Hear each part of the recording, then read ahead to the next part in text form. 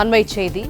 2 நாள் பயணமாக பாஜகவின் தேசிய செயல் தலைவர் நிதின் நவீன் தமிழகம் வருகை தருகிறார். கூடுதல் தகவல்களை தருகிறார் எமது செய்தியாளர் ராஜகுமரன்.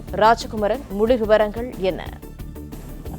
பாரதிய ஜனதா கட்சியினுடைய தேசிய செயல் தலைவராக நியமனம் செய்யப்பட்டிருக்கக்கூடிய நிதின் நவீன் தொடர்ச்சியாக பல்வேறு மாநிலங்களுக்கும் பயணம் செய்து அந்தந்த மாநிலங்களில் பாஜக தொடர்பான அந்த பணிகளை கேட்டறிந்து வருகின்றார். இந்த நிலையில் தான் இன்னும் 2 மாதங்களில் சட்டப்பேரவை தேர்தலை எதிர்கொள்ள இருக்கக்கூடிய தமிழகத்திற்கு 2 நாள் பயணமாக நிதின் நவீன் வர இருக்கின்றார். வரும் 10ஆம் தேதி டெல்லியிலிருந்து கோவைக்கு வரக்கூடிய நிதின் நவீன் 2 நாள் பயணத்தை தமிழகத்தில் மேற்கொள்கின்றார்.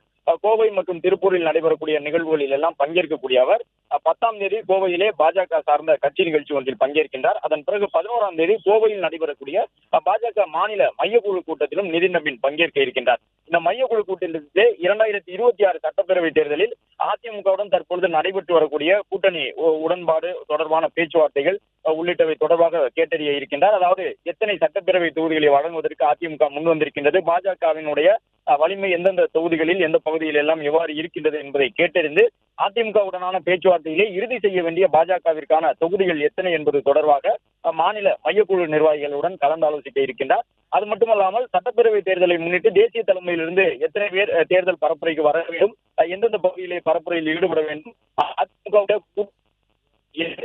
பரப்புரையில் ஈடுபடுவது தொடர்பாகவும் முக்கியமான ஆலோசனையை அந்த மையக்குழு கூட்டத்திலே ஜனவரி 11ஆம் தேதி தமிழக நிர்வாகிகளுடன் நிதின் நவீன் மேற்கொள்ள இருக்கின்றார்.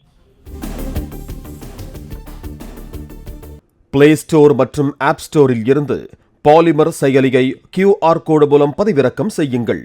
செய்திகளை உடனுக்குடன் பெறுங்கள்.